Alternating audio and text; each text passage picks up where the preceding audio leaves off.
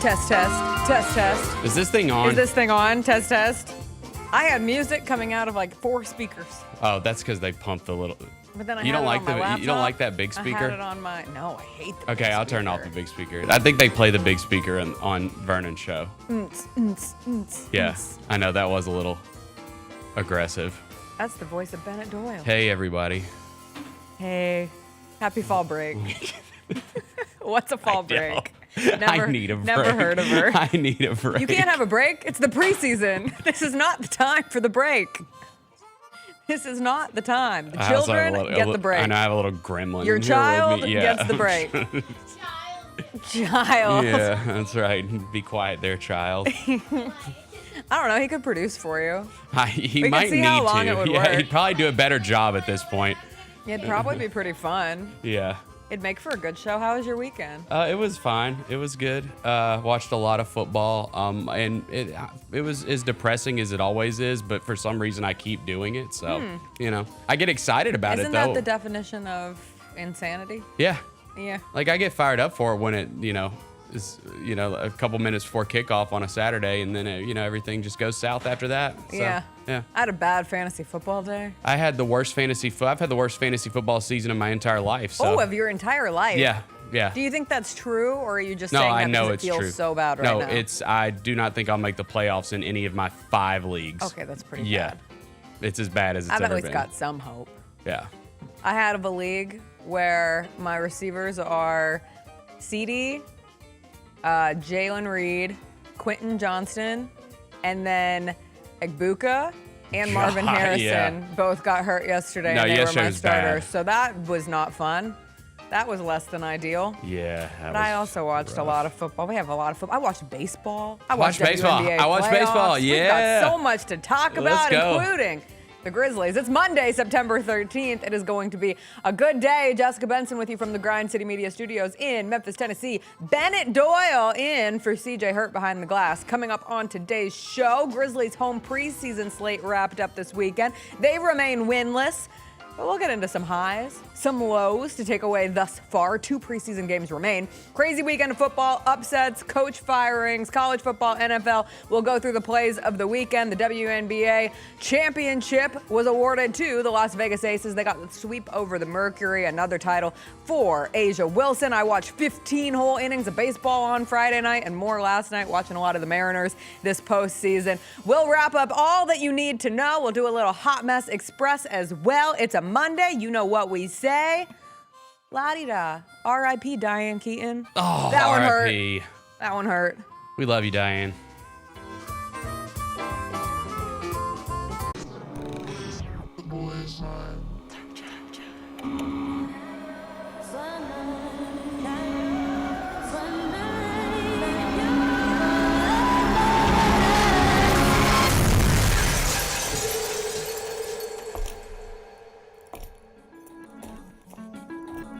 You ready? I've been ready. What are we waiting for?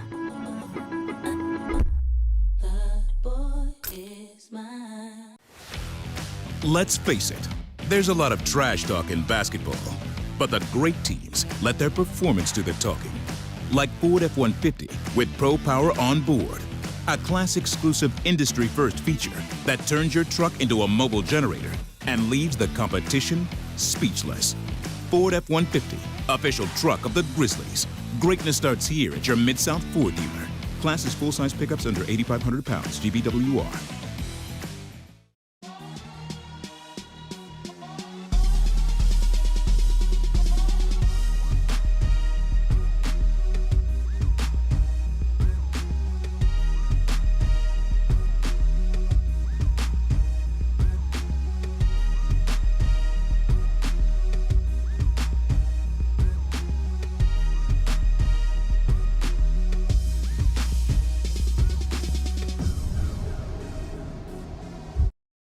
Kroger shoppers and Grizz fans. Want exclusive last-minute discounted ticket deals texted straight to you? Sign up with the new Kroger Buzzer Beater deal. Fans can sign up by texting Grizz to 636-479 or visit your local Kroger store in the Delta Division and scan the QR code. By signing up, you agree to receive recurring automated promotional and personalized marketing text messages from the Memphis Grizzlies. Consent is not a condition of any purchase. Message frequency varies. Message and data rates may apply. Let's go, Grizz! Let's go! Oh, John Moran just broke the rim with that finish. Defense, take that ball! Defense, take that ball! Jared with a rejection. Give me that! Moran digs at it, knocks it away. Picked up by Pippen. Bob, Brandon Clark. Ooh, on that rim!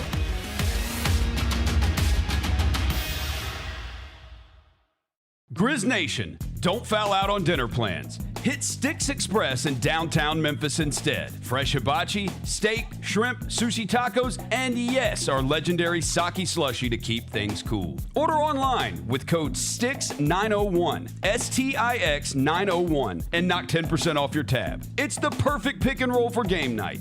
Sticks Express, fast, fresh, always a slam dunk. And hey, come see us at our Collierville location too.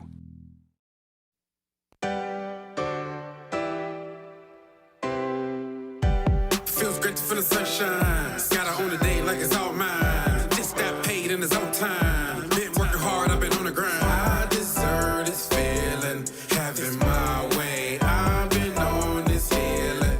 This is my day. The sun's out, ay, let's have a little fun now. Ay, I wanna let it all out. Ay, that's what it's all about. Ay, ay, 'cause I deserve this feeling, having my way. I deserve this healing. This is my day. Grind City Media presents The Jessica Benson Show with CJ Hurt. Live from the Grind City Media Studios on YouTube at Grind City Media and the official Grind City Media app. What's up, everybody? Happy Monday. I hope everyone had a tremendous weekend. As you can tell, CJ not here today. And I would like to say it's because he is so devastated by the result of my USC Trojans taking down his Michigan Wolverines that he is taking today off and allowing Bennett Doyle to sit in his place. Bennett's teams didn't play well this weekend. He still showed up. They never do. He still showed up. But then what also happened yesterday was Justin Herbert led a game-winning drive. So CJ decided to not just take today off to dodge the USC smoke. He's taking the entire week off because he is so devastated by the outcomes of a wonderful weekend for my teams. I collect a lot of teams, so it makes it really hard to have like a perfect weekend. Yeah. I had a pretty dang perfect weekend outside of Grizzlies preseason action. Outside of that, Bennett. That was a little gross. Oh yeah, I've got a little friend here with me. Oh. Yeah. It's Santa with us. He's messing with the props back here. I love don't how know why a we props have room. this. Yeah, you know, as one does. It's fall break. Happy fall break to the children. Happy fall break to Noah. I wish Noah could just, you know, sit here and be the co-host and talk about the Grizzlies preseason. So maybe Bennett and I Don't have to. That'd I be mean, awesome. we don't dodge the preseason. CJ, preseason Dodger. Gary Parrish, preseason Dodger. He's out of town. We found out after the show on Friday, he hopped on a private jet, went all the way to Japan. That's what we're saying. It might not be the truth, but that's the story that we're making this week. No, I think he did go to Japan. Yeah, he's climbing Mount Fuji today. Yeah.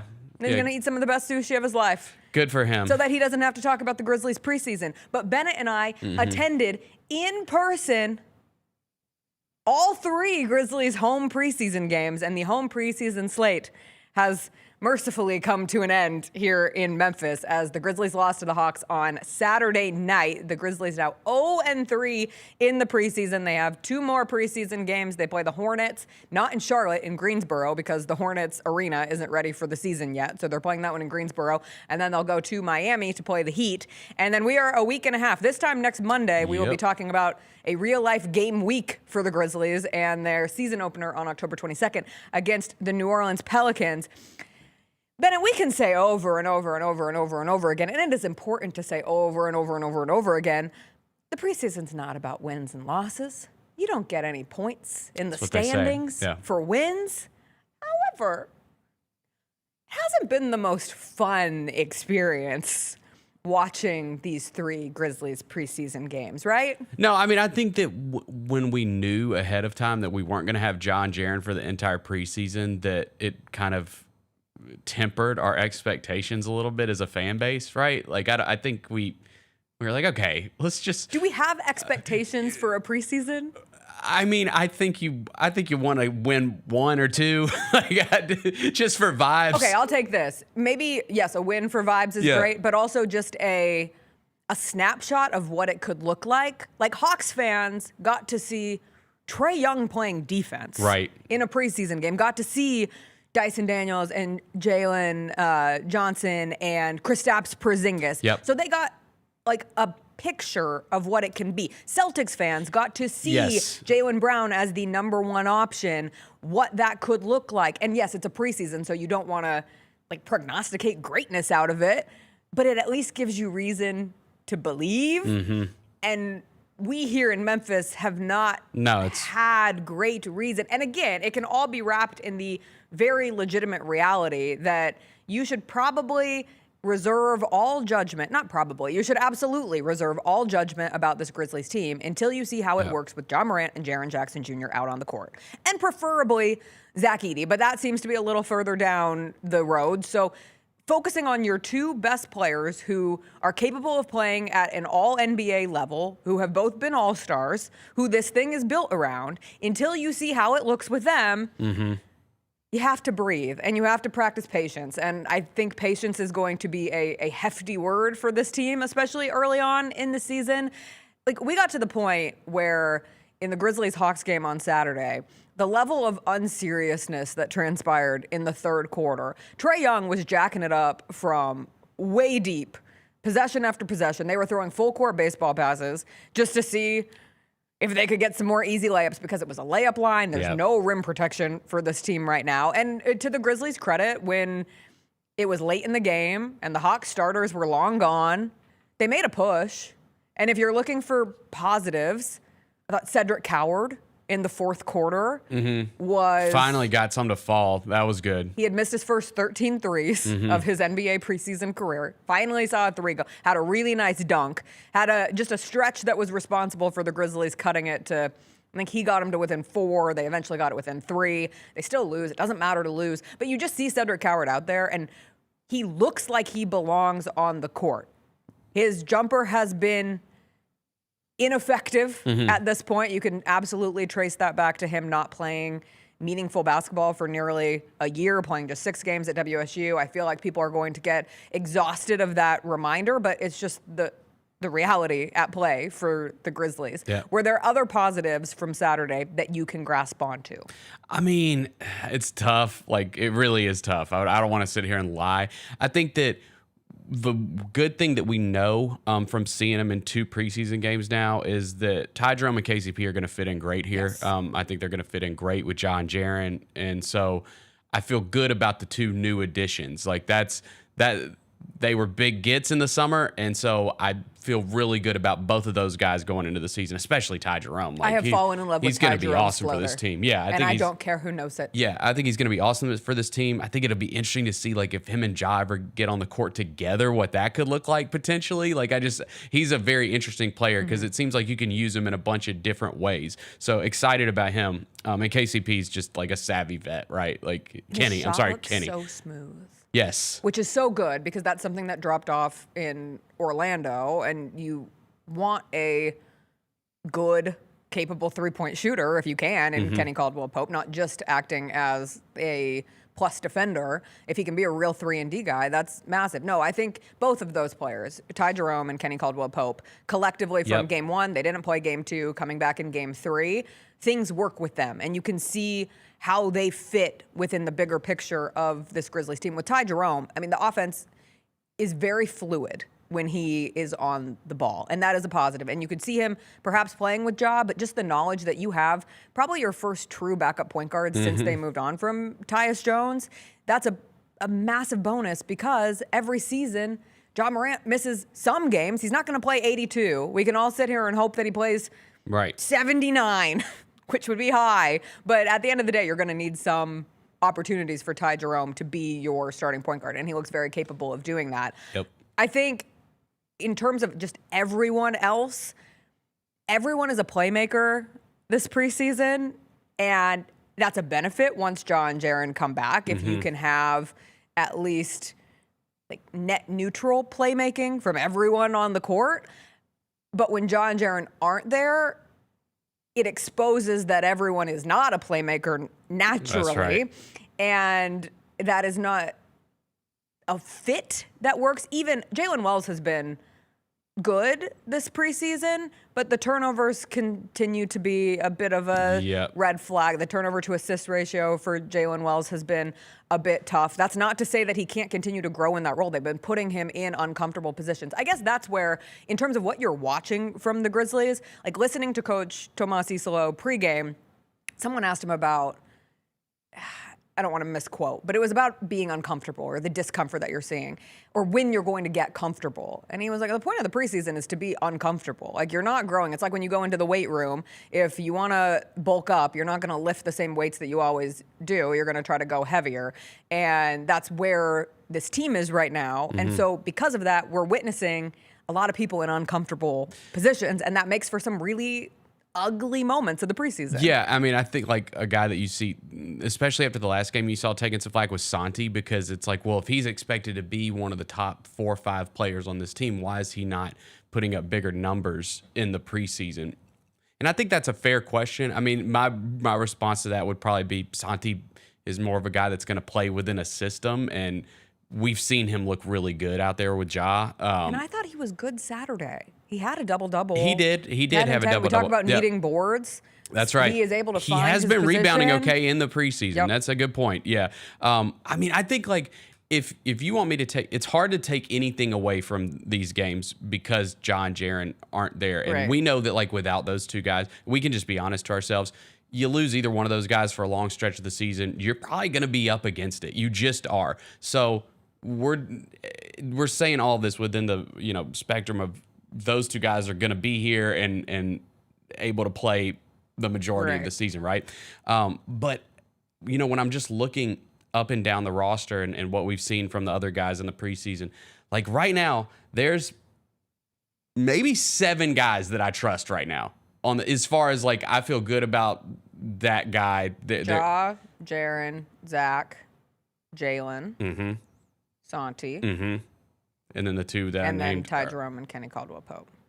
Outside of 7? Outside of those 7, like, who do you feel great about? Like, I can throw him in and I feel good. And that's the thing. Like, I feel okay about Jock Landale as a backup big. Yeah, but he's for sure. going to be. But we need him to be a backup your big, not a starting center. That's right. To start the season. Right. And even in Saturday's game, I thought there were moments like he went one-on-one with Kristaps Porzingis early in the game, and his ability to go downhill to take on Porzingis was good. But then from a rim protection standpoint, it just hasn't been there. And Santi Aldama ends up with more rebounds than Jock Landale, and Jock Landale played 1 more minute. Like, those are the things that you would like to see a little more assertion in the preseason. Like, to be able to say confidently, Jock Landale can set big screens and get big rebounds. And we know statistically he's been a really good offensive rebounder in his career, and that'll be good. And when you look at the Grizzlies' offensive boards on Saturday, they had 15 offensive rebounds for 20 points. I saw some people criticizing the Grizzlies' effort. I was not critical of the Grizzlies' effort at all. When you have 15 offensive rebounds, you're -2 on the boards overall. The effort was there. They had 18 points off of 19 Hawks turnovers. Now, they turn the ball over a lot, too, on their end. That's the other thing in terms of the offensive system under Coach Isolo. He had a great moment pregame where Lang Whitaker had been at shoot-around on Saturday morning, and they had talked to Scottie Pippen Jr., who did not play Saturday. He's dealing with some toe soreness, but it doesn't seem to be anything too bad. Same thing, Vince Williams didn't play on Saturday I should have thrown either. Scottie in there. Yeah, of course.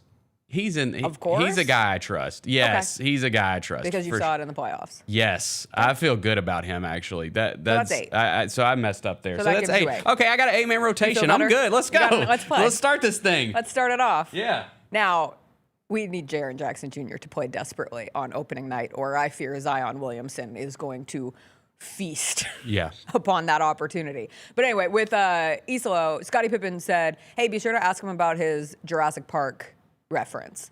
And so Lang asked at media availability before the game on Saturday about the Jurassic Park reference. And Isolo expanded on this idea of treating their offense like the Velociraptors at the beginning of Jurassic Park when they are attacking the fences. And there's this whole point about them never attacking the fence in the same place, but just testing the fences constantly for weaknesses. And that's what this Grizzlies offense is going to look like.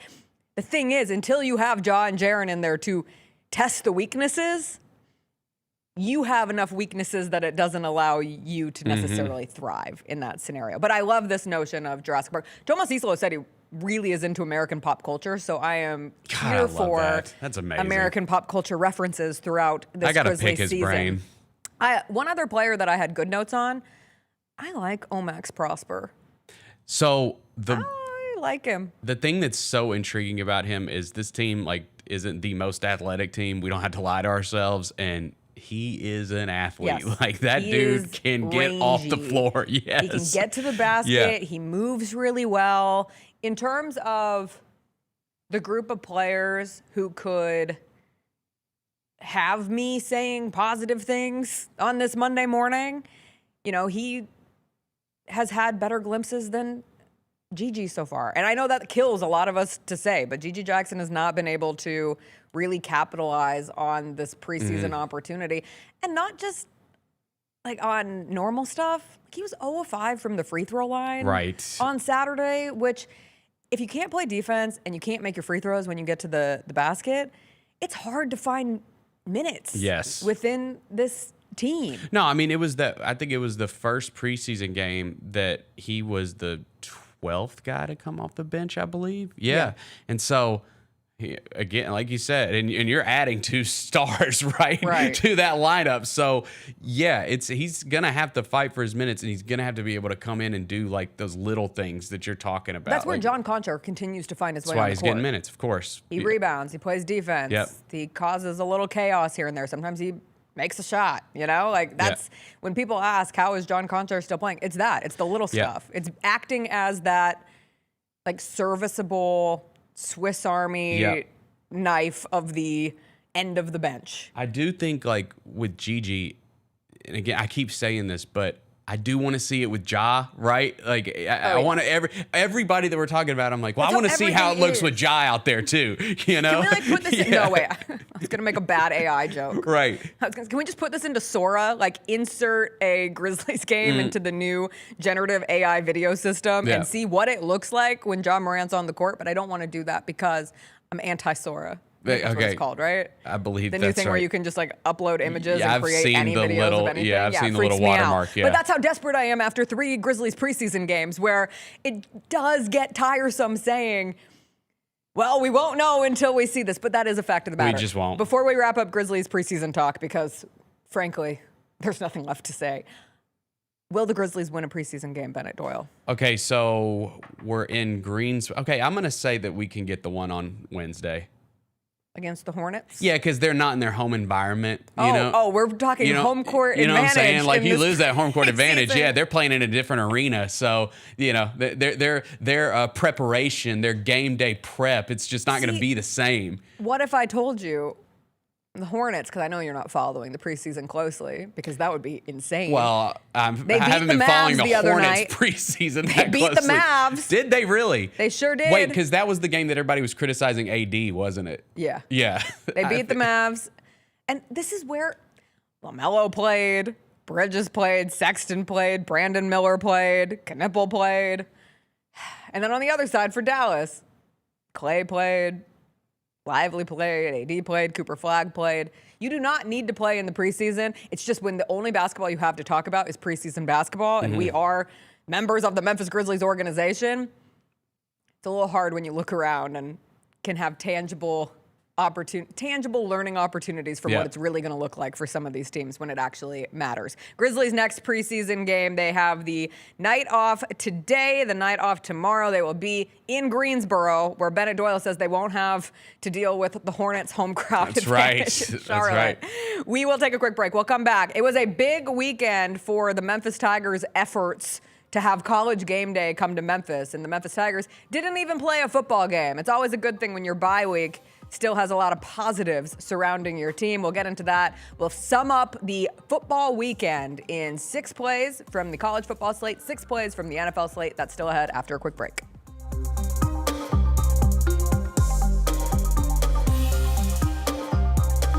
I had dinner last night with Grizzlies head coach Tomas Isolo, and that was a pleasant experience. It is not hard to understand how a franchise could fall in love with the idea of him running the basketball team. If there would have been a camera on our conversation last night and I could just replay it for you, you would walk away incredibly impressed. The Gary Parrish Show, live on weekdays at 10 a.m. on YouTube at Grind City Media and the official Grind City Media app.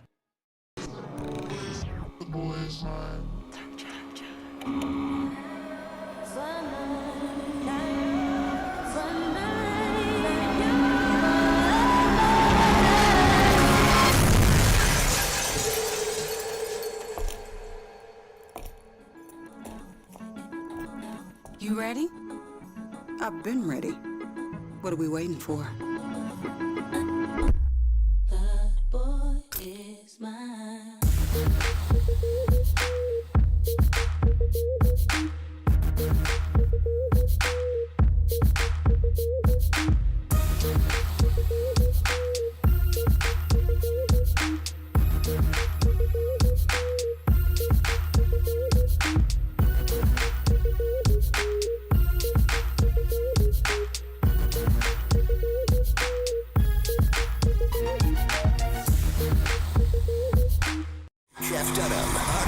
Intelligence, his all new tour. Just a ham.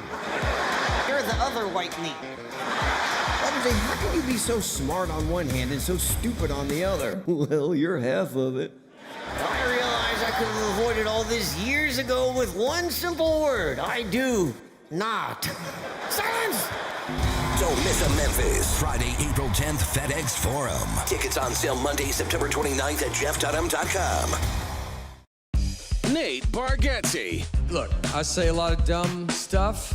I try to keep it in front of large groups. Seems to go better that way. Big Dumb Eyes World Tour. When you say something dumb one-on-one, it's a lot for that person.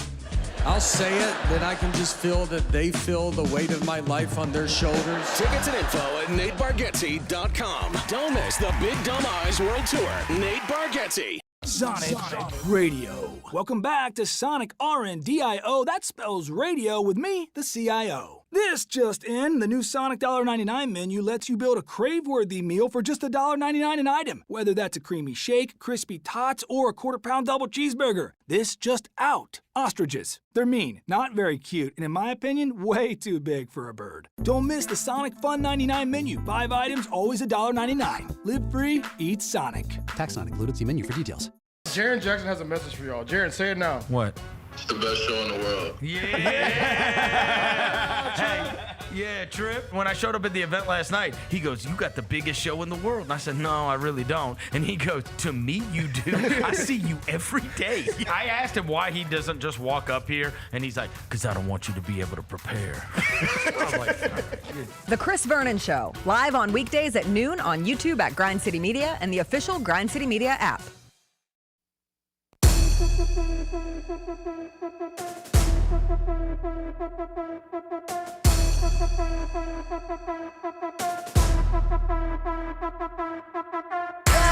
Welcome back. It is time for week 2 of our new Monday segment called Describe the Football Weekend in 6 plays. We do 6 plays for college football, 6 plays for the NFL. Let's start on the college side of things because we have to start with one of Bennett Doyle's plays because I let him have, what's the word I'm looking for? First dibs. I thought I did. I don't feel great about these. I thought I did okay. Well, the first one is important. Yeah. Because the biggest story locally of the weekend was South Florida's win over North Texas. Not just a win, a game in which they put up 63 points on the mean green. And Byram Brown, you picked his 63-yard touchdown bomb. We saw South Florida score like 4 touchdowns in 4 minutes in this game. Dude, they are the real deal. Like, that game is going to be tough. And again, I know, like, we got to get past UAB, and we'll talk about them in a second, but they are for real. I mean, that place that was the first sellout they've had at North Texas. That crowd was jumping before that game started. That Drew Mestmaker on that first touchdown drive for them looked legit. Yeah, I was like, okay, USF's probably going to got here because it's a tough environment. North Texas undefeated, the crowd's wild, and they just dominated them in the second half of that game. I had one of my all-time live commentary moments while watching a game with my husband moments. We turned on the game on Friday night, and I'm giving him the spiel on Mestmaker. Mm-hmm. And I'm telling him about how, this kid has been awesome. He hasn't thrown a pick all season. He hasn't been a starter since 9th grade. When he was on the B team, he was a walk-on. He was supposed to back up another year. And I'm mid-sentence, and he throws the pick. Right. And Chris just starts cackling. Damn. He's like, you could not have planned that any better. I mean, it was tied 21-all at half, and then they outscored them 42-15 in the second half of that game. Like I'm a little scared of South Florida, but it doesn't matter. Can't play scared. Have to welcome them in, because the reason this game was so important, one, it's important for the American standings, and Memphis doesn't have to play North Texas this regular season. Right. And so in terms of just upping your schedule, your strength of schedule, your resume as much as possible, South Florida getting that win was important for those reasons, and also leaving the door open for the South Florida-Memphis game on October 25th to be the location for College Game Day. We are all begging and pleading, not in a desperate way, just in a respect the potential matchup kind of way for that game. If Memphis takes care of UAB next week, if South Florida takes care of FAU next week, and you are looking at an undefeated Memphis team taking on a one-loss South Florida team in what would be a ranked-on-ranked game in that case. And when you look at the schedule for October 25th, not a lot of ranked-on-ranked matchups. At this point, South Florida up to 19 in the AP poll. Memphis moves up in the AP poll to number 22. Always a good bye week when you move up without even having to play a game. You have Texas A&M LSU, which at this rate would be your biggest competition of games to be chosen against. I will say ESPN is taking a little bit of heat because they announced they're going to Georgia Ole Miss this weekend, and that will continue their trend of exclusively SEC and Big Ten games. That's all they've gone to this year. I think week 4 there was an ACC team, but other than that, it's all. They went to Miami. But SEC that was teams Florida. were still playing because it was Florida. Right. So and it's a rivalry game, obviously. it is wild because now I know that big noon kickoffs going to Utah BYU this weekend. So should game day. Right, because that was one that I was like, both of those teams are really good. I think BYU's undefeated. Yeah, Utah's 5-1 or something like that. Yeah, that's a huge game, rivalry game, two big brands in college football. You would have thought that they would have been able to get game day. That's what scares me a little bit. When I saw they weren't getting game day, I was like, oh, they're really just going to do SEC Big Ten the whole season. Right, because you can take it two ways. You can either say, oh, the pressure is on them to go outside the box, to respect someone outside, to throw a bone to someone outside SEC Big Ten. Or you can look at it as, oh, no, this just concretely assures everyone that the SEC and the Big Ten are the only conferences that matter, and they're just exclusively going to take College Game Day there.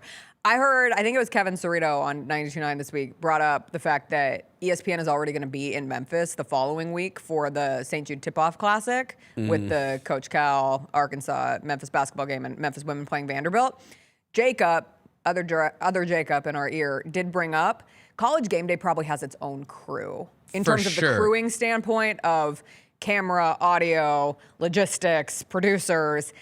The crew that works for Game Day likely, I don't know 100%, but I would imagine exclusively works for Game Day. So there could be some crossover in utilities, but for the most part, you're probably looking at that not being a reason why they would be like, oh, well, we'll just stay in Memphis for the week. We'll just support downtown Memphis for the week. Right, and I think Jacob's right there because when they came here in 2019, the truck, when I came down to it and brought my little guy, he was real little then, the trucks were all wrapped in Game Day, so when I interned for Game Day as a freshman in college, I have a little picture squatting in front of the Game Day truck. So I think that's stayed consistent at this point. The other Game Day consequences, and we'll get into a little bit more with the SEC roundtable discussion, but Oklahoma, or not Oklahoma, the Ole Miss Oklahoma game was another one that had been highlighted. One, game day's now going to the Ole Miss Georgia game. Two, Ole Miss barely beat Washington State, and Oklahoma loses to Texas. We saw a smattering of Washington State fans. Downtown, I saw more than a smattering. I saw more Washington State fans than I saw other new visitors in this city on Friday. I was talking about the Grizz game because I saw the guys with the flag. They were real ones. They brought their WSU flag, and I think I couldn't tell which one it was, either Jalen or Cedric, when they were walking off the court. One of them threw something up to them, which I thought was cool. Shout out Jalen Wells for respecting the wazoo of it all. But I saw a ton of Cougar fans downtown, and I appreciated them being in our city. It made me feel like I was back in Eastern Washington myself, living that life. All right, we'll go to my number one play of the weekend, which wasn't a play per se. It was more a sad, dejected, quizzical coach standing on the field for what would turn out to be the last time. Don't show this. As James Franklin looked onward at the celebration of Northwestern taking down Penn State, their third straight loss. They lost to Oregon. They lost to UCLA. They lost to Northwestern. They are now 3-3. Drew Aller got hurt. He is out for the rest of the season. First team in history to lose back-to-back weeks as 20-plus point favorites. And if you were watching this video of James Franklin thinking, gee, I wonder what Penn State's going to ultimately do with James Franklin at the end of this season, you don't have to wait until the end of the season, because James Franklin at Penn State is no more. They have moved on from James Franklin as their head coach. And this is where I remind you that 16 days ago, James Franklin's Penn State was a top 5 team in this country. 278 days ago, James Franklin's Penn State was a play away from the national championship game. And now James Franklin is no longer the head coach at Penn State. And he will be paid close to $50 million, not to coach. What a nice gig, Bennett. I wish I could be paid $50 million to not do something. But you know what? I bet he's not feeling good today. I bet he's not feeling too good today. That was sad to see, because he knew in that moment. You can see that on his face. He knew what was going to happen. Was lost. Yeah, he knew what was going to happen. He was getting booed by Penn State fans. You also, not that anyone cares when someone's getting paid $50 million to not do something, but if you think about assistants on that staff who will no longer have a job, I saw someone bring up the point where, a lot of men had to go home yesterday to their families and tell their wives that they have to move, tell their kids that they're not going to go to school with their friends anymore. Like, this sets off the ripple effect of what will happen to that coaching staff. And when you think about the grind that it takes to get to a position of James Franklin having a contract in which he gets close to $50 million when he's fired in the middle of a season,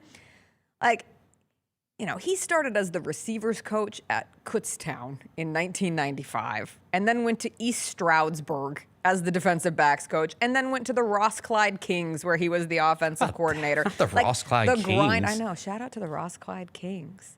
And then finally ended up at James Madison as a receivers coach. And then was at Washington State as a tight ends coach. I mean, this is like year by year by year. This man moved like 8 times before he eventually landed at Maryland for 4 seasons as the receivers coach.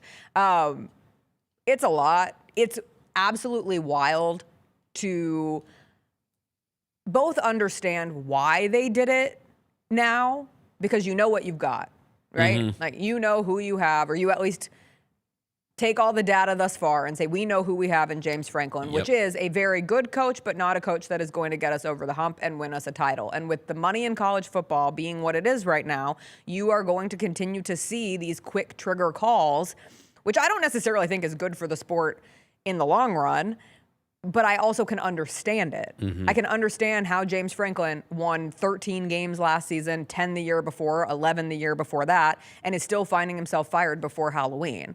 Do I think it's good? No.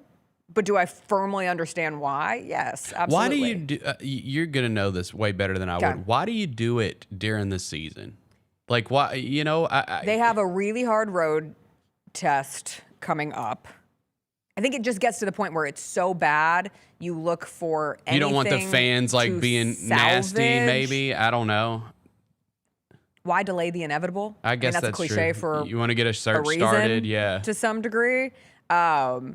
And at this point, it becomes an untenable situation. Yeah. And I saw a report that perhaps there was an uncomfortable conversation between him and the athletic director after the game. Someone else reported that Adidas, who Penn State switched from Nike back to Adidas, and that Adidas money is involved. That's right. They said that perhaps Adidas had a hand in making this faster. You also want to start the process of the rebuild because you already, not the rebuild even, like Penn State was just there. It was 2 weeks ago. They were a top 5 team in the country.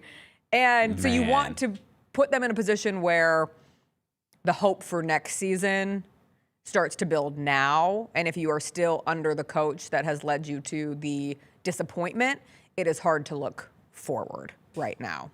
Yeah. But I don't like it. No, and I feel bad for the guy. To your point, because I've seen some people say, well, how if you're Penn State, how are you going to do better than what you've had? I mean, you were, I know it's fallen off, but you were number 2 to start the season, right? Like they've been a consistently good program. He's never really won the big game, but he's won all the other games, right? And so it's like, how are you going to be able to do better? And to your point, the money. There's a lot of money at that school. That's how, in theory, you do better if you're Penn State, is you just throw all the money at players, coaches, whoever, right? But that's where, obviously, everyone's, like, the first call you make is to Bloomington. And you try to get Curt Cignetti. But does Curt Cignetti want to go to Penn State? Curt Cignetti has a pretty good thing going at Indiana right now. And money can change everything. It's a reminder that just because somebody seems really happy where they are doesn't mean that the right number can't pull them into any situation.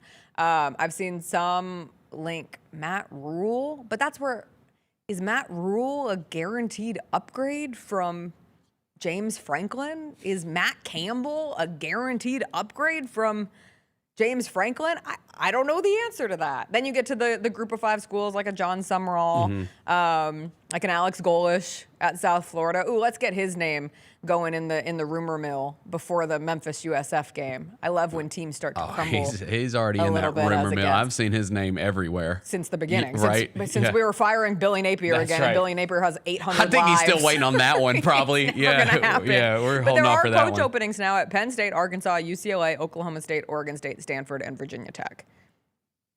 So we'll see. I think it'll be one of the more interesting coaching carousel, coaching search off seasons that we have had in a minute. Let's segue into my second play of the weekend, which was a beautiful Fernando Mendoza touchdown for Indiana, because Indiana beat Oregon at Autzen. And to go back to the Curt Cignetti of it all, Curt Cignetti tried to tell us, he had that press conference where he was asked about his selling his vision recruiting, and he essentially told people, it's pretty simple, I win, Google me. And thus far, he has won. I have to admit, I was one of the people who looked at Indiana last season as a nice story, but thought it was a one and done kind of situation for Indiana football, because I am not accustomed to believing, to respecting Indiana football per se, and I'm definitely not alone. But after their win over Oregon, they have wins over ranked Illinois and Oregon, and the Illinois win was an absolute bloodbath. The SP plus strength of schedule metric, which is based on expected win percentage and against expected win percentage that an average top 5 team would have against each team's schedule, it has Indiana ranked first, which means analytically, it is easy to argue that Indiana could have the best resume in the country when all is said and done. And thus far, they've handled business. And Fernando Mendoza is 3rd in Heisman odds at plus 430. They've been really good. I was entirely impressed by Indiana's win over Oregon on Saturday. Autzen is a hard place to play. And Indiana's legit. We have to live in a world where Indiana is a legitimate title contender in college football right now. Could you imagine? I mean, they've never won a national championship. No. Could you imagine? No. That'd be insane. I mean, just them getting in the college football playoff would be a super fun story. I mean, we're talking about Indiana in the same breath at this point in the season as Ohio State, Miami. I'll throw Alabama because I think this Alabama team is pretty good. But like legitimate teams I believe in who can win it all, Indiana football is in that mix. I will say, like the Big Ten just growing and growing and becoming this mega league. Like I don't like it. I'm not a fan of it. But you do kind of get these fun little stories that come out of it, like in Indiana, where these schools that have kind of been downtrodden for a long time are putting way more money into it just to be competitive, and then you break through eventually. So it is kind of cool to see something like that happen. It's a good story. It is a good story. Yeah. But then they're going to become just a then the coach is going to leave, and all the players are going to leave. No, don't say that. I like the world where Kurt Cignetti stays, where he's so invested in what he's built without change the norm, Kurt. Like any 5 stars, without best transfer classes, but just has built it brick by brick, as they would say. All right, play number 3. This was actually my legitimate favorite play from the college football weekend. It was Alabama putting Caden Proctor in the Wildcat and 360-pound Caden Proctor picking up the first down. God. That man is 360 pounds. Get the touchdown. He is Come electric in the backfield. Don't hate on him. He got the first down. Your teammates got to Move the help you chains. there. I need him to get in the end zone. You're going to ask teammates to help this man? He should be able to do it all on his own. I want more of this. I want to see more Caden Proctor in the backfield for Alabama. Block. He can move. He's got wheels.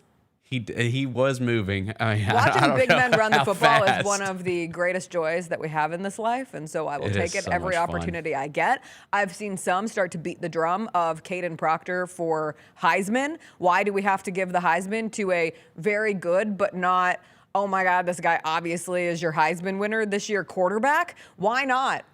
Caden Proctor. Start the movement. Give it to him. I think you got to get in the end zone there to be considered for the Heisman. Yeah. Give him time. Okay. The season is young. Let's run it again next week. Yeah.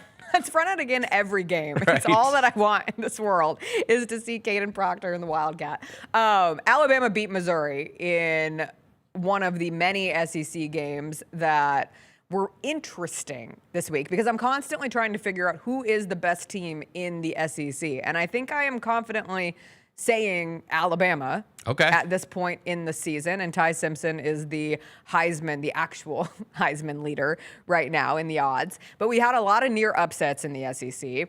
And one upset that wasn't an upset for a good portion of the week because Texas was favored against Oklahoma until that line switched because John Mateer did end up playing. But should it have really switched because John Mateer seemed to be playing with one hand? Just one. He was not well, and he threw 3 interceptions, and it was a bad game for Oklahoma. And Texas wins 23-6. I know this is not popular, and it goes against why we do the sports and how we do the sports, and good for Oklahoma for if they deemed John Mateer good enough to play, putting him out there to play. In my head, if you play Texas and lose without John Mateer, nobody cares. You're thinking, all right, well, I can't really evaluate that loss. Sure, Oklahoma technically lost, but it's the Red River shootout, not rivalry, but the Red River rivalry. Rivalry games get weird. They were without their quarterback. I'm not going to put much stock in this game, but you did play Mateer. And so now it was a complete Oklahoma puzzle who loses to Texas. And you can still say that it was a weird rivalry game. But Oklahoma with a damaged Mateer is not the same as Oklahoma with a healthy Mateer, duh. And they've taken a little bit of a step back. You saw Ole Miss almost get knocked off by WSU. And at the end of the day, that was fun. Like, wins are all that matters, and they get out of there with the win. But they were 30-plus point favorites. Yeah. I mean, if WSU had pulled that off, we're talking about that Ole Miss loss being the worst loss of the season, which would then jump over the UCLA win over Penn State. Yeah. But now UCLA is a juggernaut, so I don't know what we're doing here because UCLA dominated UCLA's Michigan awesome State. now. Maybe Memphis, What's going on? Memphis and South Florida might need to worry about UCLA, Indiana has their potential. Please, UCLA could still make the playoff. If UCLA wins out. Wait, where is UCLA, Indiana? I think it's in Indiana. Oh, okay, never mind. Not in LA. I was going to say game day's not going to go somewhere where they don't have anybody in the stadium. They're bringing the fans back, one They're fan trying. at a time. They're trying something. Lane Kiffin called out the student section after the Ole Miss WSU game. He said that Ole Miss's red zone offense showed up like the student section, and that was a burn because I saw a bunch of Rebels that's fans. like the second time he's gone after them. It was a pretty sparse student section. I mean, the thing is it was early. I'm not trying to give excuses here. I haven't been to a lot of SEC stadiums. We went and did like a college game day radio thing. Yeah. There when it was Ole Miss Auburn years ago, and I mean it does like people chill in the Grove and they go in and they leave and you know what I mean, like it's not that's just how it is there, right? I know what you mean. I'm with like but I was told, as someone who grew up on the West Coast, I was told that we don't know how to do football right because in the SEC, no matter who they're playing, no matter what, I mean, at that point we weren't talking about lines, but no matter how much you assumed that your team was going to beat the hell out of whatever opponent, beat the hell out of the Citadel coming in, that those places, especially the student sections, would be sold out. And I have now seen with my own eyes this season the Alabama-Wisconsin game, and I get it, this is one of the worst Wisconsin teams in the history of Wisconsin football, talking about a coach that probably has their job on the line as we continue forward. I keep betting on them. Why? Because it's wait. Because it's why? like, no, because it's like in your head you're like, well, it's Wisconsin. It's a proud football program, right? And so you see the line, see the line, and you're like, oh my God, they're gonna cover. It's Wisconsin. Like they'll slow it down, right? Did you see their score this weekend? It's so bad. They're downtrodden right now. They let Iowa put up 37 points. Has Iowa ever scored 37 points, like ever in a football game? Yes. They have, okay. At some point, Iowa has scored 37 points. Okay. It's once upon a time. Okay. I mean, anyone can do it against Wisconsin this year because they are that atrocious. Why did we end up on Wisconsin? I don't know. The student sections. The Alabama student section for that game. It was an 11 a.m. kickoff. And I got to rephrase because the student section was pretty impressive for that game. The rafters, not so much, but the student section for Alabama was packed out. Like they take that stuff seriously. Yeah. The videos I saw of the Ole Miss student section, if it really was the Ole Miss student section, they could have used some more fans in that stadium. Auburn hung close with Georgia. Kirby Smart will now forever be known for clapping like this. That was hilarious. Now, have you seen the people who say that he wasn't actually doing a timeout, no timeout thing? He was accusing Auburn of simulating the snap count? Yes, I did. Because there was like a video breakdown of the safety doing the. Yeah. I've watched the like in-depth video breakdown. I do think he was trying to call timeout. So do I. Yes, he doubled down on it after the game. Right. And then like Tennessee I have eyes. Yeah, I have eyes. Tennessee almost lost to Arkansas, and I keep saying Arkansas is going to get someone. And if you're Memphis, you would like Arkansas to get Texas A&M next week because then maybe that takes away from the Texas A&M LSU game day. We're just stuck on the game day. My brain works in a. Is this good for Memphis to get game day? And then it goes on from there. Because we haven't been closer since 2019. Like we are right there. And this game is actually bigger than that one would have been. I mean, if Memphis is to win this upcoming weekend. All Memphis could do is go play James Franklin and Micah Parsons in the Cotton Bowl eventually. Right, now you got a playoff at hand. Your two other plays. One of them.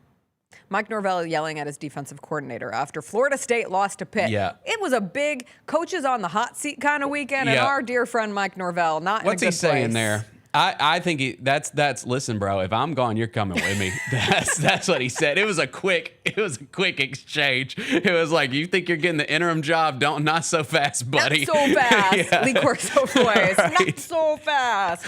No, that was not good. That was not good. I think they should.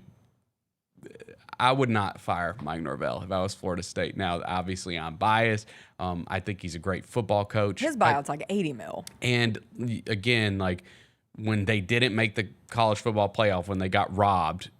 Was that his second season? Yes. I think. With Jordan Travis. His team was awesome. Yeah. They were so good. And they had the injury, and so they get left out. And obviously the DJU year was a disaster, and that just didn't work out. And you know, it was bad across the board. And he's taken some, a couple rough losses this year, but I don't know, man. I still think he's the guy, but I don't think I don't think there's going to be too much more patience. They've lost 8 straight ACC games. That is, are one you of them was serious? just to Pitt. Are you kidding? Yeah. I had no clue it was like that. Yeah. 8 straight? That's what I saw. Okay. Which is tough. I We're know. rooting for you, Mike. Well, we definitely are. Does your household genuinely root for Mike Norvell? Yes. Are So you does ours. kidding me? Yes. We watch it, and Chris will be like, oh, God, Mike's got to get this one. Yeah. That just shows the imprint that he had Yeah. in his time at Memphis. Yeah. Last but not least, another coach that got fired, Trent Dilfer. He is out at UAB. Oh, the memories we will have of Trent Dilfer. For Memphis, it's nice because they play UAB next week. Now, occasionally, is this your sent you favorite? 2 This videos. is what you sent. That's not from this year. That's just It's from the bowl game last year. Can we show it one more time so Bennett can explain? Yeah, so he's got it. He showed the cheerleader his Super Bowl ring. Let's take a picture. That's so good. In the middle of the game. Yeah, As right, one right in does. the middle of a game, of course. Yeah, well, His whatever. time Okay, this just over. made me laugh because it's like, dude, I know that as a social media manager, you have to tweet. Like, I get it, but Devin gives his life down 28-6. Like, that's a rough spot. That's a rough spot to be in. They're 2-4. They lost their 3rd straight game. So the one thing that I would say, and the reason that I put UAB on here is because obviously, if you want any hope of a game day coming here, or frankly, just put game day aside, the excitement of the game. This USF Memphis is going to potentially be the biggest game of the Ryan Silverfield era at Simmons Bank. I think without question, it's probably going to be the highest ranked opponent to come here. It definitely will be in the Ryan Silverfield era. I'm pretty sure it's going to be the highest ranked opponent to ever come in here since he's been the coach. Yeah, and so you just don't want to let up this weekend, and you don't want like the let's rally, we got an interim coach. Let's try to rally Don't together. pull a UCLA. Yeah, none of that. What if we find out that, like Deshaun Foster at UCLA, Trent Dilfer just wasn't having him practice? Yeah, like trust me, He never had practice. they know who's on their. They know that Memphis was coming in this upcoming weekend. They just got blasted by FAU. Yeah. They were like, we have to get in front of this because we cannot have him get beat by 40. Next week with Memphis coming Let's in. make it 50. Yeah, so just don't mess around if you're the Tigers. Like, that is not a good football team that you're playing this weekend. I want to keep the bones. I cherish the Battle of the Bones, and I want to keep the bones. We all love right? the bones. Yeah, I want We that are pro trophy. bones. It's the greatest trophy in college football. Some would say. I want it to stay here forever. All right? All right, we'll take a quick break. We got to get back, talk about the NFL. Poor Bennett and his Tennessee Titans. Oh, yikes. It was tough for them.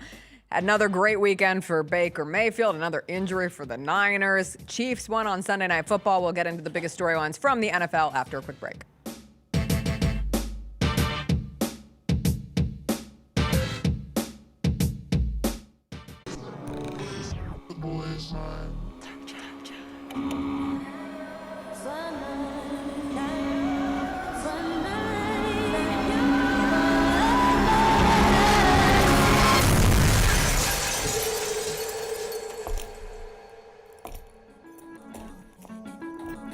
You ready?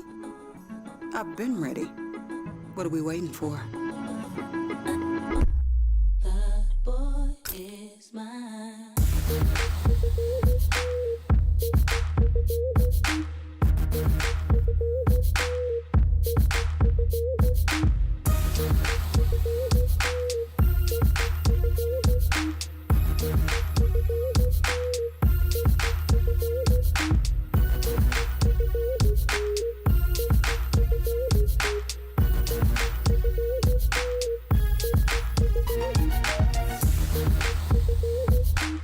Jeff Dunham, Artificial Intelligence, his all-new tour. other white meat. MJ, how can you be so smart on one hand and so stupid on the other? Well, you're half of it. I realize I could have avoided all this years ago with one simple word. I do not. Silence! Don't miss a Memphis. Friday, April 10th, FedEx Forum. Tickets on sale Monday, September 29th at jefftudham.com. Nate Bargatze. Look, I say a lot of dumb stuff. I try to keep it in front of large groups. Seems to go better that way. Big Dumb Eyes World Tour. When you say something dumb one-on-one, it's a lot for that person. I'll say it, then I can just feel that they feel the weight of my life on their shoulders. Tickets and info at NateBargatze.com. Don't miss the Big Dumb Eyes World Tour. Nate Bargatze. Let's go, Grizz, let's go! Oh, John Moran just broke the rim with that finish. Defense, take them ball! Defense, take them ball! Jared with a rejection. Give me that! Moran digs at it, knocks it away. Picked up by Pippen. Lob, Brandon Clark. On that rim!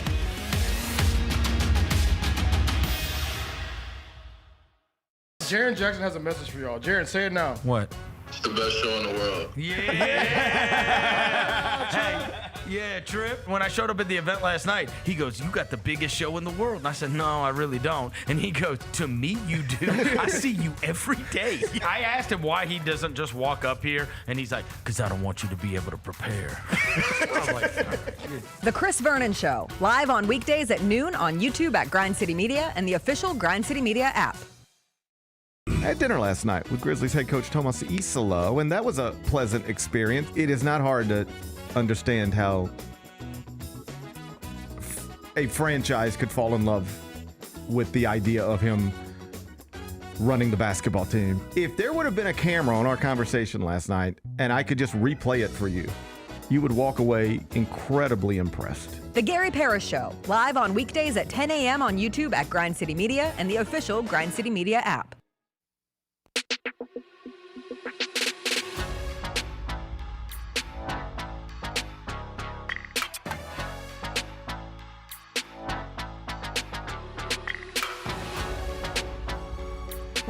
Welcome back. Time to get into this weekend in the NFL, described in 6 plays. And Bennett, when I like this. I like this. I like this. This format? I like this. Thanks. Yeah, this Shout out is good. CJ. This is good stuff. Even though his Michigan Wolverines lost, it's fine. And even though he's a Justin Herbert hater, and we'll get to that, it's fine.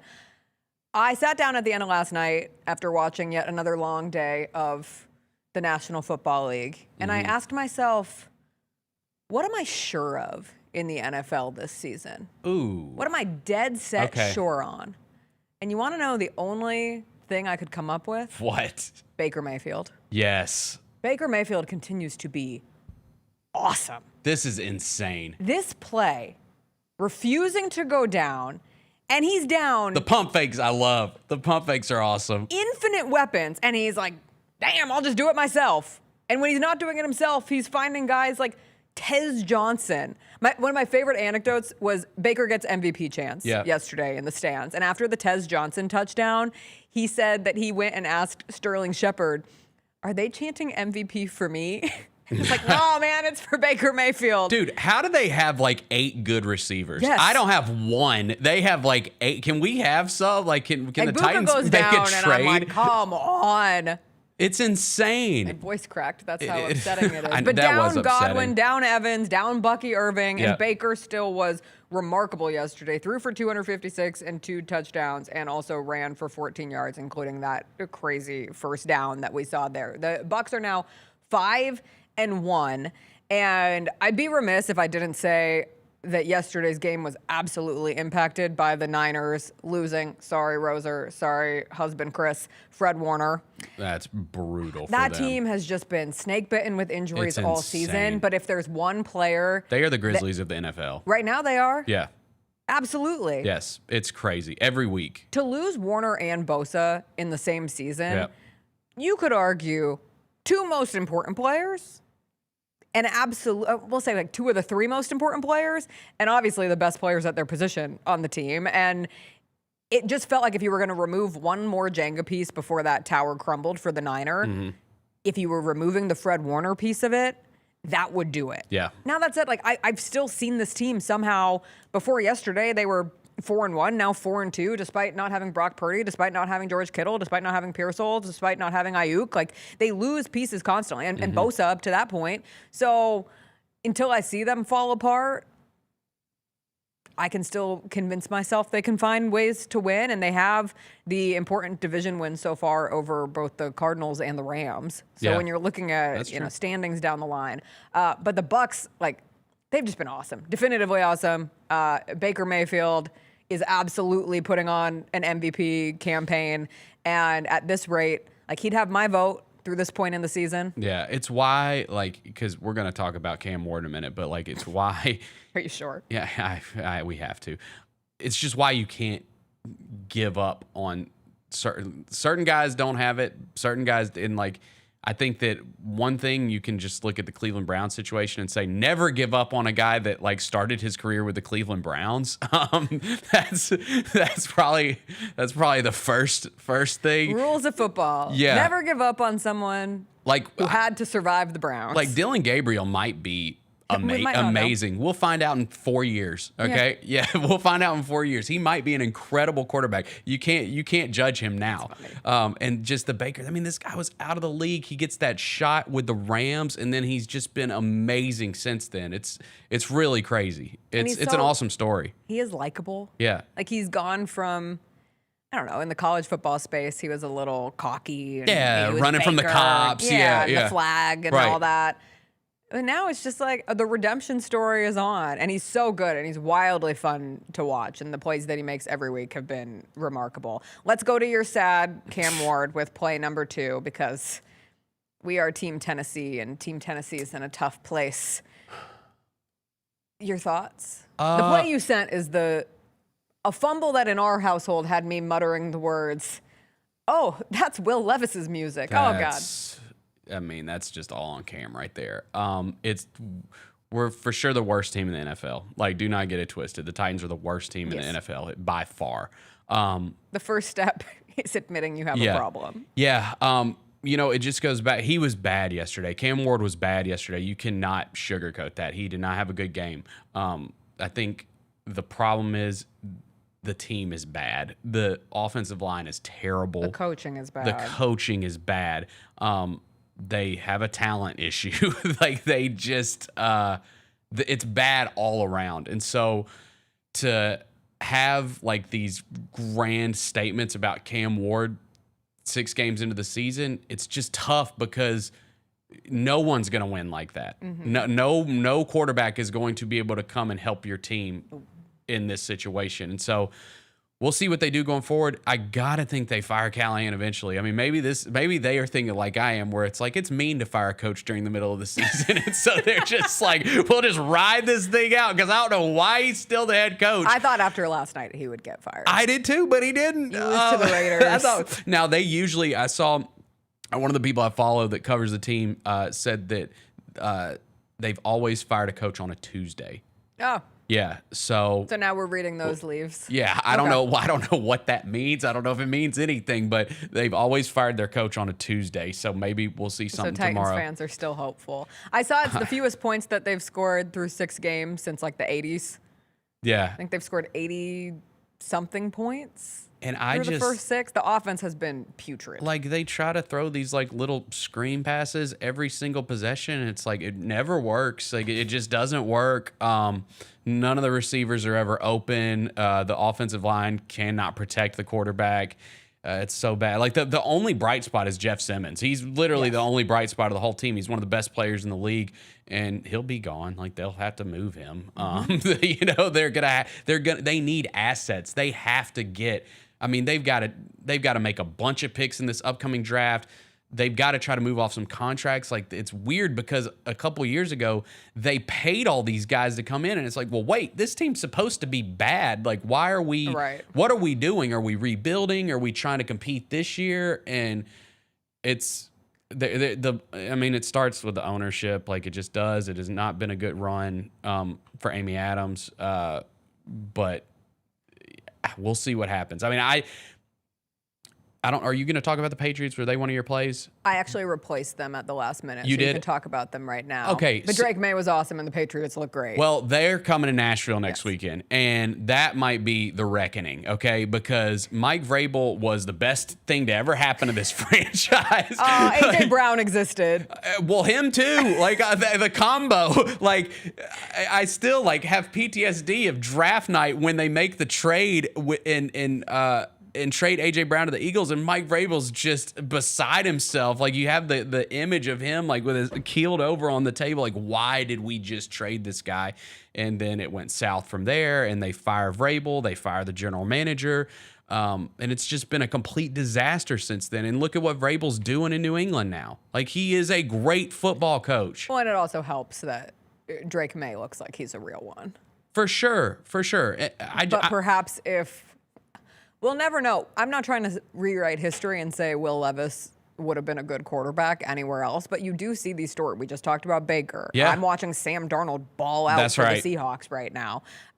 So you just never know if a situation is different. Like if Will Levis has A.J. Brown as his number one receiver and Vrabel as his coach, is there a different scenario? I think they'd be more competitive. Maybe. I think they'd be more And maybe they wouldn't have competitive. moved on, and then they wouldn't have. Are you still good on Cam Ward? This was his worst game. Yeah, Rookies have bad games. Rookies on really bad teams have really bad games. It's the same thing like we talked about, not judging the Grizzlies without John Jaren. Like, I can't judge him with, Sure. I mean, this team is inept. Like, I can't judge him right now. Inept. I got to see, like, some more pieces around the guy. Okay, speaking of inept, because you said definitively that the Titans are the worst team in the NFL, and someone in our chat, I think it was Eric, said the Jets exist. So I'll throw in one of my plays from the weekend Titans just to are remind you that the Jets... Yeah, let's see it. The Jets are one of the worst teams. I mean, They're could not worse than the tie. Titans. They are not worse. You watched the end of the first half from London, and yes. you're still willing to say with your whole heart that the Jets aren't worse than the Titans, because this was insane. It goes to the half with the Jets running out the clock. They had faked a punt on 4th and 1 and got it, one of their 2 first downs from the first half. And so they had it at their own 39, and they had a minute and a timeout, and they essentially ran the clock out.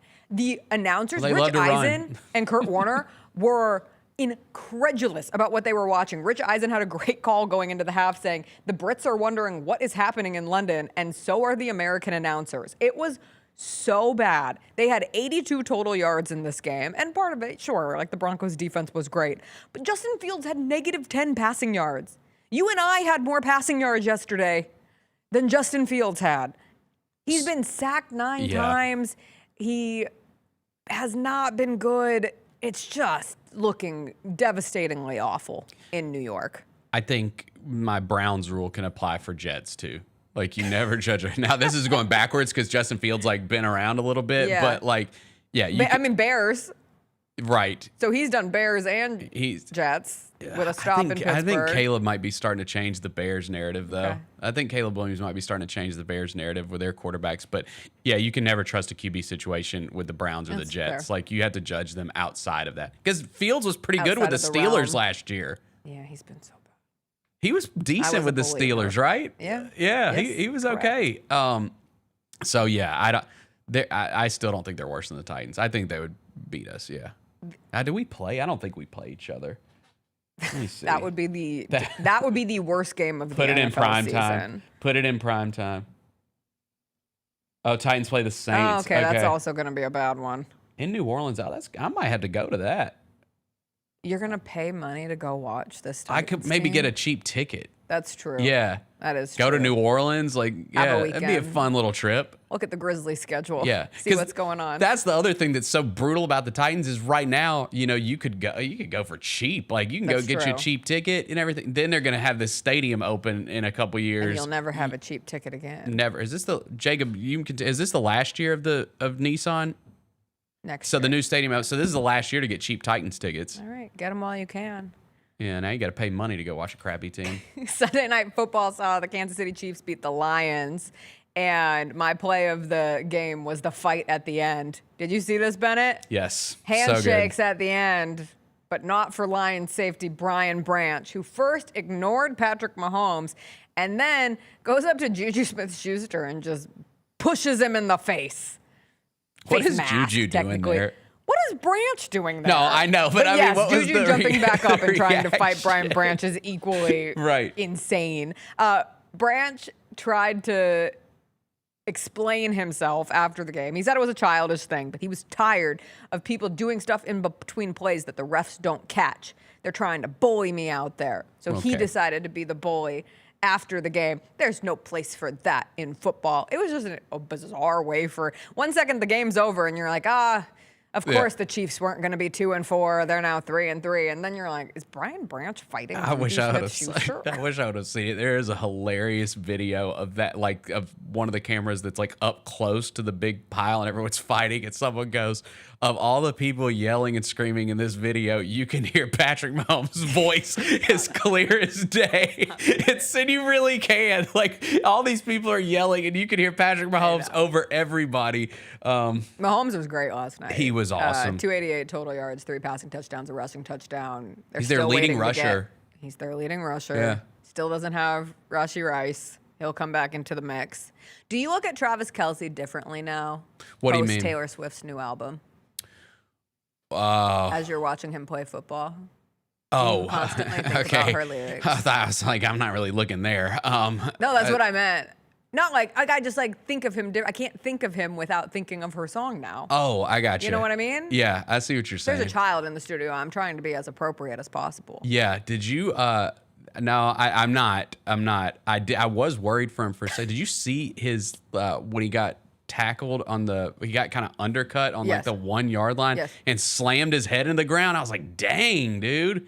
He's too old to be taking hits like that. I said when it happened, I was like, the worst nightmare of the NFL is for Travis Kelce to have a devastating injury, not just because like he's one of their biggest personalities, but the conversations that would sweep up around the dangers of football if all of the Swifties were looking at a Travis Kelce on the ground, like having to we're talking worst case scenario, like he's getting stretchered off the field. Yeah.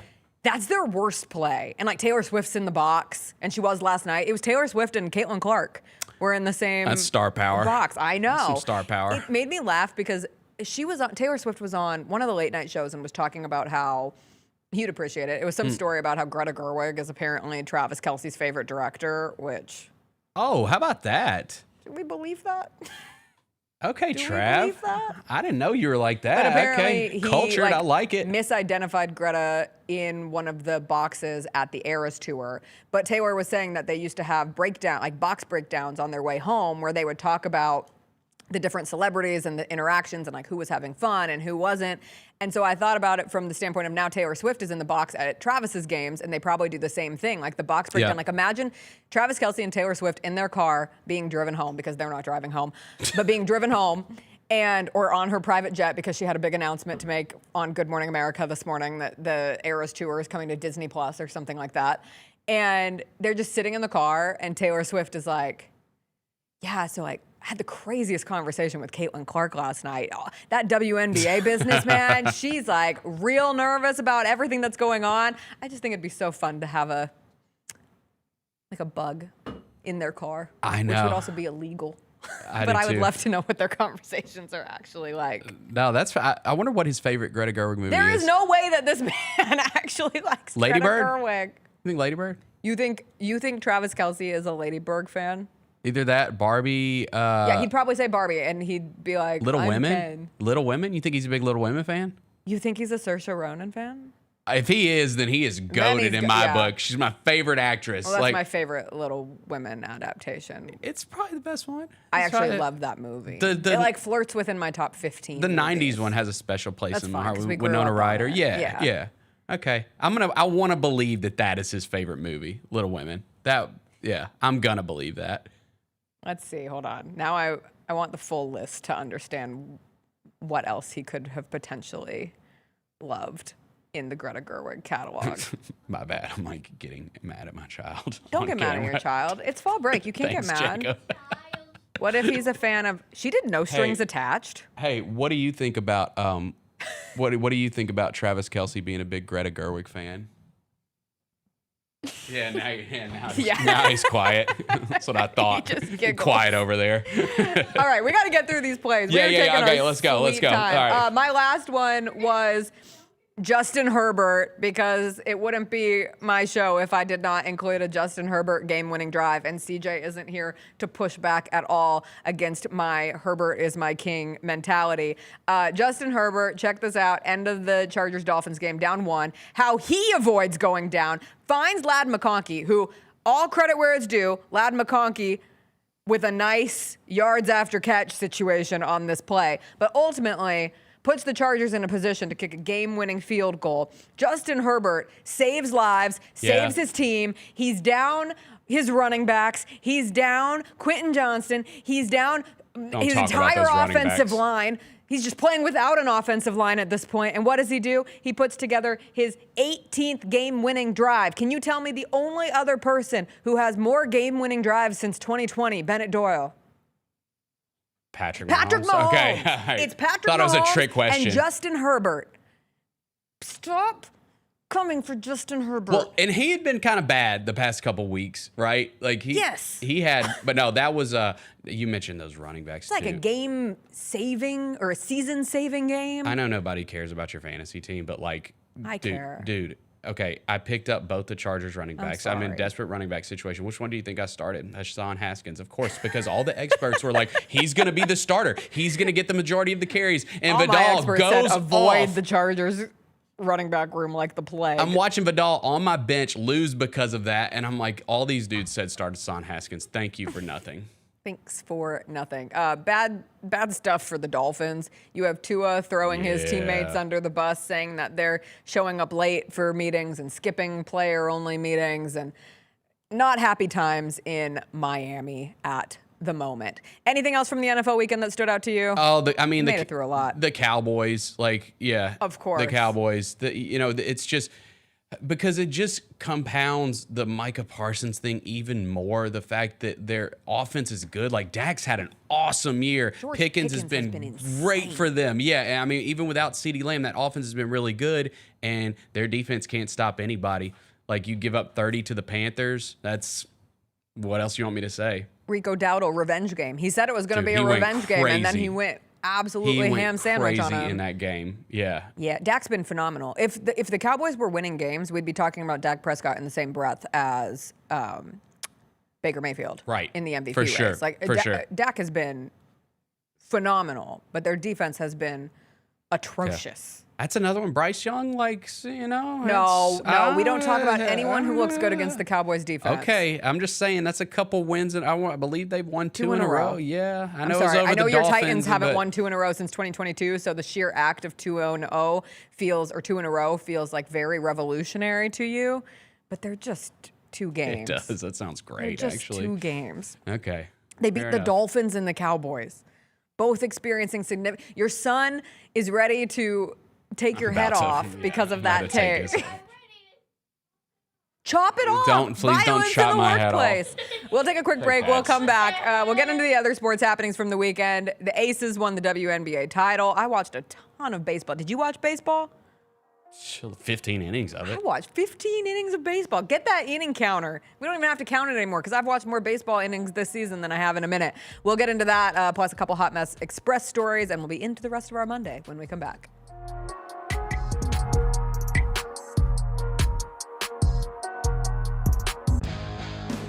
Grizzlies fans know it's the team that gives you the edge. Big River Steel does too. And much like the Grizzlies have recruited legendary talent, we want you to be part of our team. Are you ready to be part of something legendary? Then visit www.bigriversteel.com. That's www.bigriversteel.com.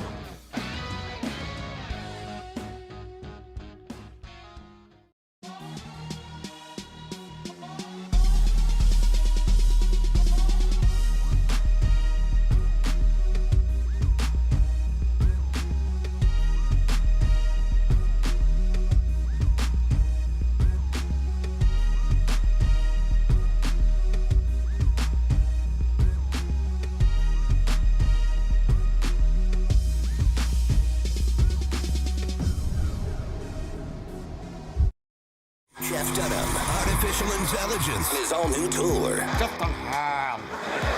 You're the other white meat. Wednesday, how can you be so smart on one hand and so stupid on the other? Well, you're half of it.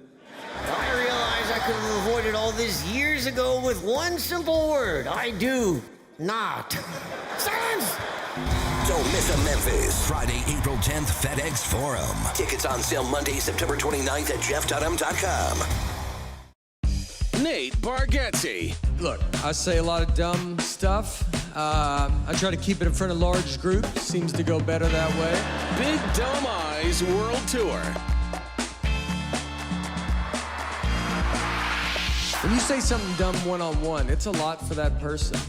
I'll say it, then I can just feel that they feel the weight of my life on their shoulders. Tickets and info at NateBargatze.com. Don't miss the Big Dumb Eyes World Tour. Nate Bargatze. Catch us if you can at Southland Casino Hotel and win your share of up to $1.8 million in free play and prizes. Join us for drawings every Saturday in May, June, and July. Each month, over 900 winners will take home free play or drive off in a new car or motorcycle. Be there for all 6 grand finale drawings and try to catch us if you can, only at Southland Casino Hotel. Must be 21 up. Play responsibly. For help quitting, call 800-522-4700. Jaron Jackson has a message for y'all. Jaron, say it now. What? It's the best show in the world. Yeah, Trip. When I showed up at the event last night, he goes, "You got the biggest show in the world." And I said, "No, I really don't." And he goes, "To me, you do. I see you every day." I asked him why he doesn't just walk up here, and he's like, "Because I don't want you to be able to prepare." I was like, all right. The Chris Vernon Show, live on weekdays at noon on YouTube at Grind City Media and the official Grind City Media app.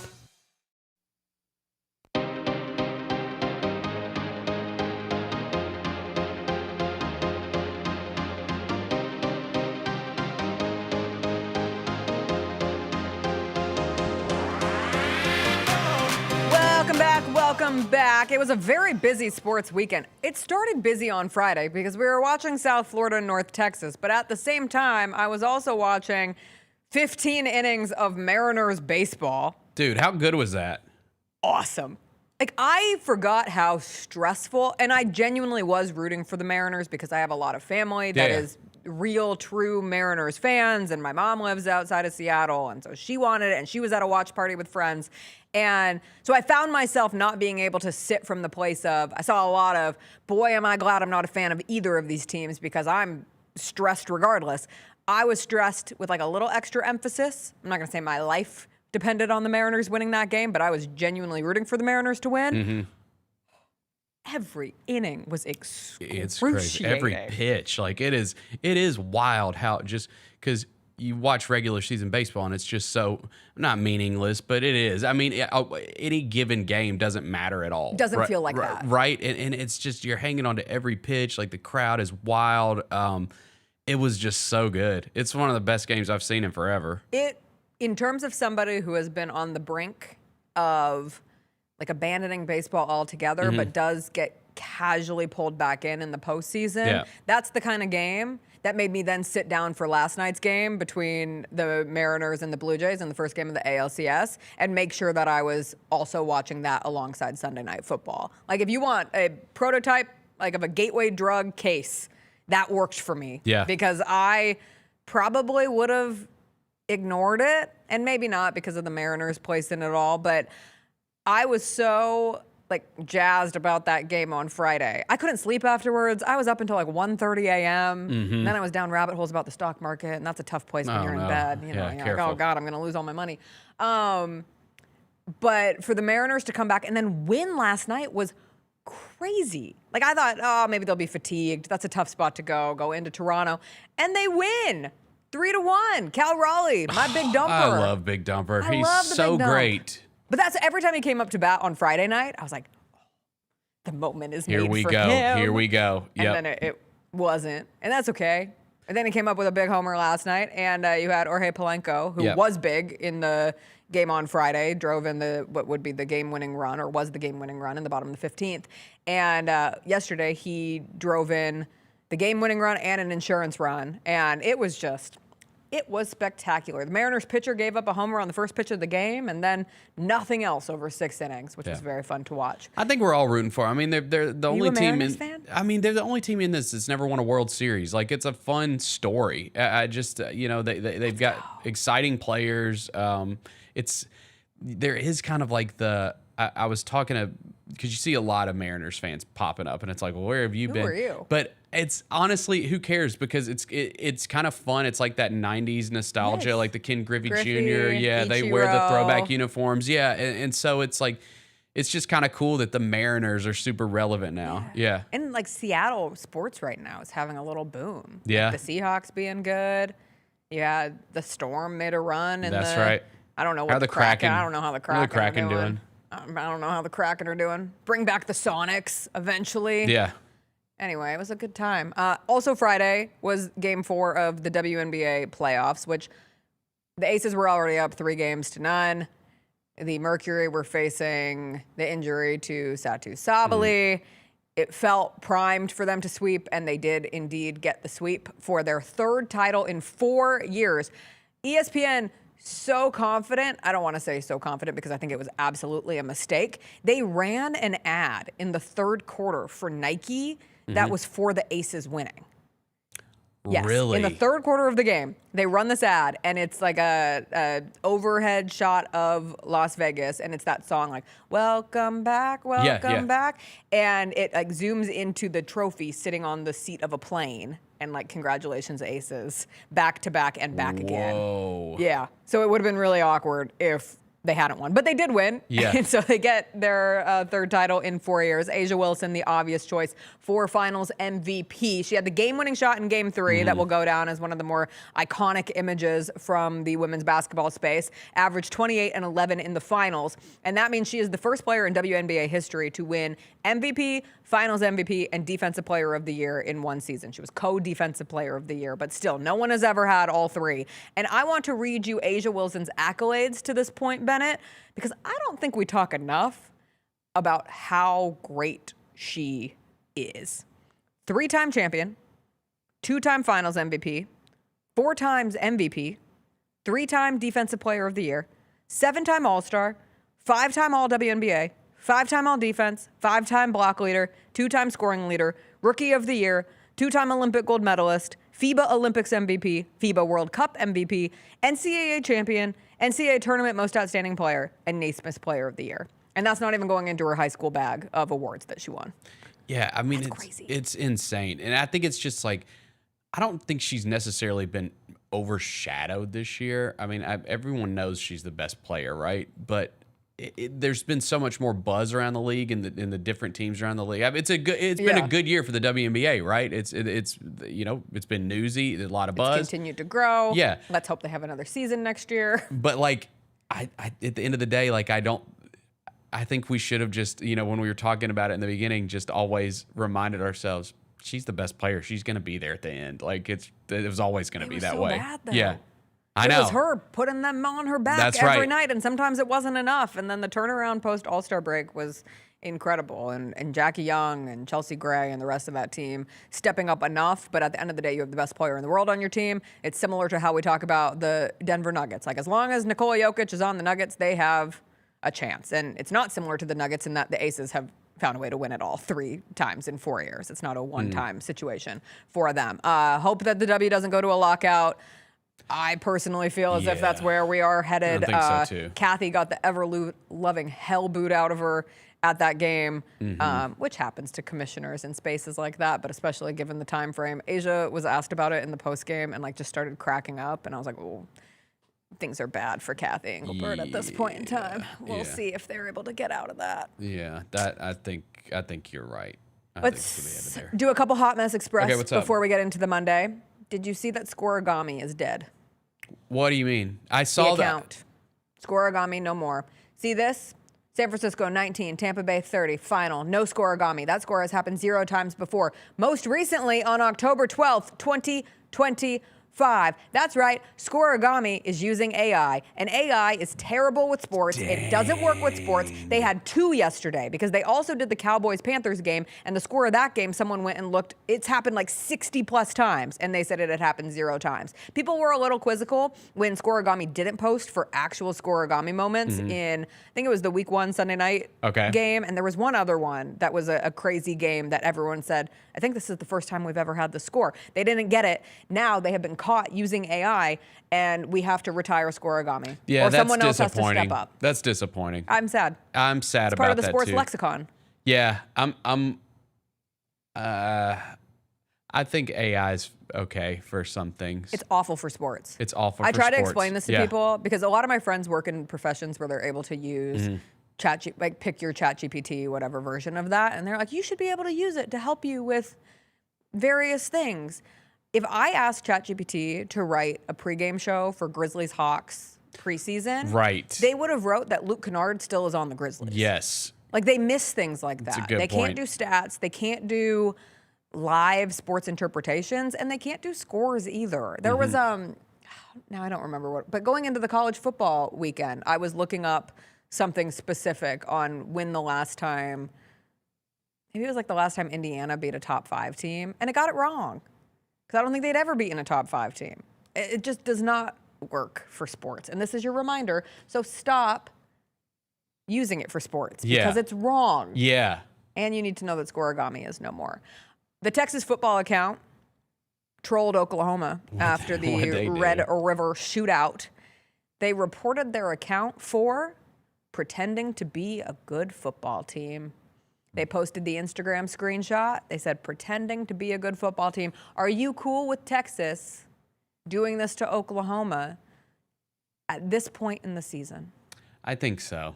Yeah. Anything goes in the Red River. I'm for like taking rivalries to a new level of pettiness. Like, how far can we take this thing? Because it just shows how much you hate each other, and I think that's good. And like safely, because it's just stupid stuff on the internet. Yeah, they're You not don't going have to to get get in a suspended fight or at the anything. game. They're going to be fine. That account's going to be fine. Yeah, I appreciated it. It gave a little bit of life. I thought it was pretty good too.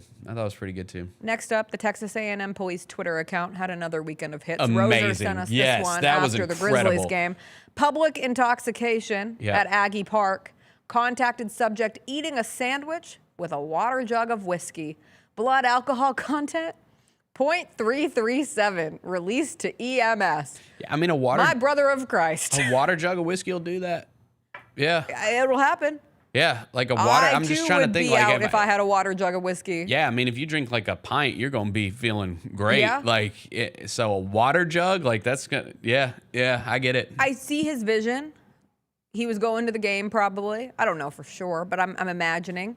And he wanted to bring as much whiskey as possible because prices are outrageous these days. That's right. My God, inflation has come We're for just everything. saving money here. I had 2 beers in Memphis for like $20 yesterday. It was depressing. Yeah. So he was like, I'm just going to bring my big whiskey jug. And then he kept drinking out of it because it's, just habit. You're just pushing it How you back. are, yeah. You're like Pirates of the Caribbean-ing it Right. all day. And then next thing he wanted a sandwich. Let my man live. But like also live, like don't kill yourself drinking a water jug full of whiskey. Yeah, I hope he had a couple waters in between. Last but not least, we got a butt interception. Move over butt fumble. Move in butt pick in the Bowling Green Toledo game. I know you were locked into action this weekend. This was Bowling Green's Mark Cannon using the power of the booty to get this interception. It just goes right there. How about that? Just right there. Set up perfectly. I think in honor of Mark Sanchez. Someone's been doing squats. Just nice little table. Yeah. A little tabletop situation. That's good. Mark Sanchez, butt fumble back in the news. Mark Sanchez looked rough in his mugshot this week. It looked rough coming out of the precinct. Yeah, that's what I was going to say. The news station that got him coming out. Whoa. Not doing well. And, you wanted to see like what his comments would be, just the first thing that he said, and like you can obviously tell he knows that he's gonna have to fall on the sword here. Yeah. Yeah, he's out here Yeah. thanking the doctors No for pun saving intended. his Yeah. life, and I'm like, Yeah, but what about the other man's life? Yeah, right. Yeah, I think like his first thing was, I got to work on my rehabilitation or something like that. And it's like, oh yeah, he knows. Yeah, he knows he's not gonna fight this. All right, that'll do it for today's show. Exciting night ahead. We have 2 playoff baseball games. Let's Mariners, go. Blue Jays game 2. Could you imagine the Mariners going up 2-0 on the Blue Jays in Toronto? That game's at 4:03. Then it's Dodgers, Brewers game 1 after that. We have a doubleheader in the NFL for Monday Night Football. Bills, Falcons, the first game on ESPN at 6:15, and then Bears, Commanders, 7:15 on ABC. We'll be back tomorrow. You're not here tomorrow, right? No, I'll be here. John Roser sometime. will be here Yeah. tomorrow. Bennett will be back on Thursday. We're bopping all over the place. I hope everyone has a tremendous Monday. We'll see you all tomorrow. Bye.